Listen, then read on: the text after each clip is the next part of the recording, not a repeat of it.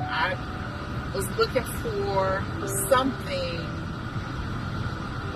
that I could do because I had reached the very top of what I was doing back when I first got out of college, and I was at a very high level in the federal government.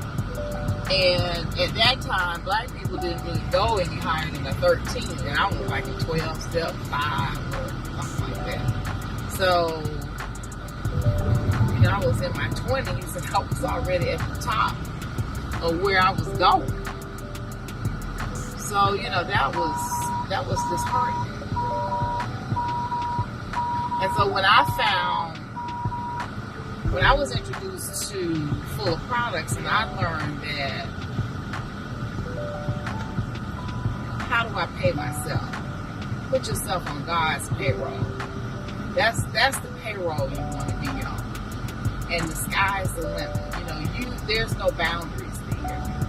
So put myself on God's payroll, and that's what I've been doing ever since I made that decision to go in that direction. So you didn't get a bank loan, or? I did not get a bank loan. So this is how I started my business. I had a little bit of money when I came out of Chicago. I say I had about $1,500, but I don't even know if I had that, because I had a car note, I had to pay for a place to stay, and all that kind of stuff like that. So this was my money. My money was my ability to communicate and to get someone to trust me and have faith in me that I could deliver, and they would pay me for what we agreed to do. And so that was my currency. That's what I was saying. My currency was my ability to communicate.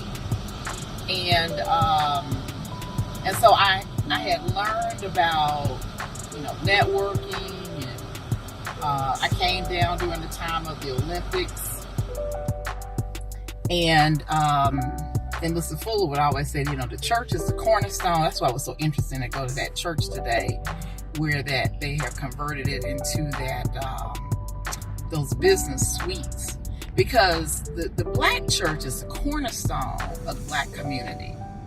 And, I went to several churches during that time when I first came, during the time of the Olympics, and just kind of got rooted in and met people and started to build my network. And I think I went out to World Changes or some of those larger churches. Anyway, so they had a database of people that wanted to work, and I had gotten connected with this company that was hiring for security guards for the Olympics, and so I was, helping them to find people. But on this list, there was a engineer, and so and I'm also a networker. So I had learned about, going out, meeting people and sharing what it is I do, because I'm about communicating. And in one of the events that I went to, I met someone that was looking for black engineers. And so I remember, I saw an engineer on that list. And so I read it, and I called the people, and I put them together. I could just barely spell engineer.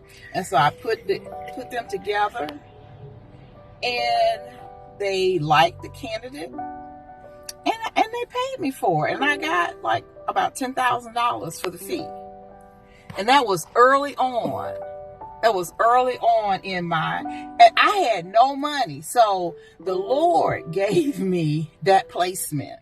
And then this is the other thing. I have always been a very good steward of money. I'm not wasteful. Many years ago, this successful man taught me about spending money and about spending first generation money, as we would call it. So if you're going to spend money on yourself, let it be third or fourth generation money. But your first generation money, you plow that back into your organization so that you can use it to reinvest, and you build and you build and you build. And then, you can enjoy later, fourth generation, fifth generation money. But early on, because it's difficult to get business loans and friends and family and stuff like that. I mean, you have to self-fund through your sales and being a good steward of the money. And that's what I believe that I did, was that I just, I drove my car until it wouldn't go any further. And my dad, who invented being cheap, told me I need to get a new car. So, I needed to get a new car. So I said, Daddy said I need to get a new car. He never bought a car. I mean, he would drive a car for 15 years, and he said, I need to get a new car. I need to get a new car, okay?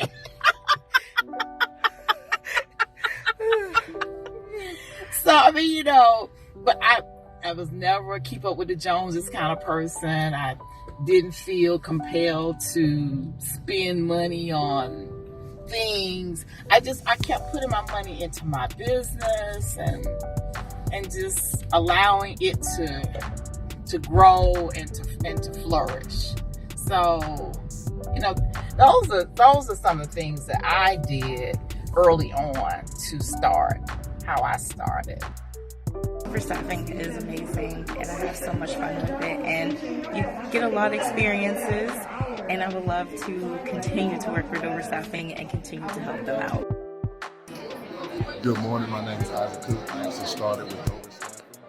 I was actually quickly promoted to full-time employee in the Department of Human Services, and subsequently I was promoted again to Parent Accountability Coordinator. I work for the state courts. So I'm excited to be here to get some more information so other people can be hired just like me.